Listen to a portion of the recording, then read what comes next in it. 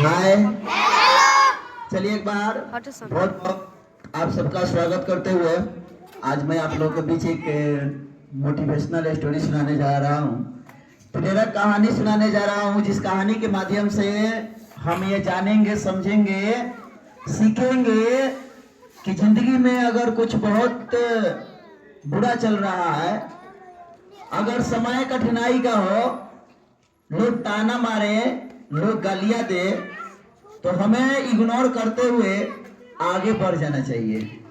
और ऐसा करेंगे तो हम अपने लक्ष्य को प्राप्त करने में कामयाब होंगे। अगर लोगों के बातों में उलझ जाएंगे तो हम अपने मंजिल को नहीं पाएंगे।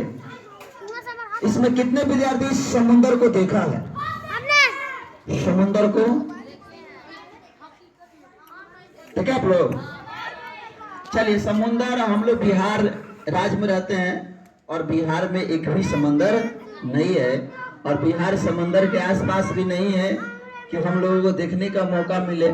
फिर भी आप लोग फिल्मों में देखे होंगे, टीवी में देखे होंगे। ठीक, देखो समुंदर का पानी क्या होता है, उसमें जब लहर चलती है ना तो उसका पानी काफी ऊंचा उठता है, दूर तक जाता है। ठीक, क्या हुआ, एक बच्चा समंदर के किनारे खेल रहा था।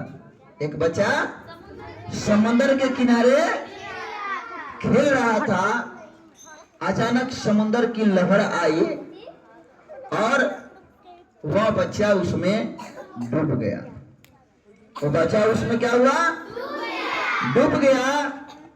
तब उसके जो पिताजी थे वहीं पर बगल का जो रेत था वहां पर लिख दिए कि समंदर हत्यारा है। उसके पिता क्या लिख दिए? समंदर हत्यारा है। समंदर हत्यारा है। ठीक, बगल में ही मलाह लोग रहते थे जो समंदर से मछली पकड़ते थे। उसकी जब बारी आई लिखने की समंदर के बारे में तो उसने लिख दिया कि यह समंदर पालनहार है। ये समंदर क्या है? पालनहार है, यानी ये समंदर हमें मछलियां देती है और उस मछली से मेरा जीवन गुजर बसर होता है। ठीक, अब देखिए उस समंदर ने क्या किया, आसपास के लोगों का घर उजाड़ दिया। ठीक, तो किसी ने बालू के रेत पर लिख दिया कि समंदर क्या है? विध्वंसक है। समंदर विध्वंसक है। ये सारा घर बार उजाड़ दिया।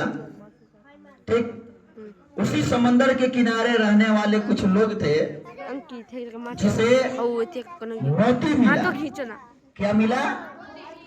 मोती मिला। और उसने समंदर के जो बगल में रेत था उस पर उसने लिख दिया कि ये समंदर बहुत बड़ा दानी है। ये समंदर बहुत बड़ा दानी है क्योंकि इसने मुझे बहुत कुछ दिया है। अब आप लोग थोड़ा सोचिएगा, समंदर वही है।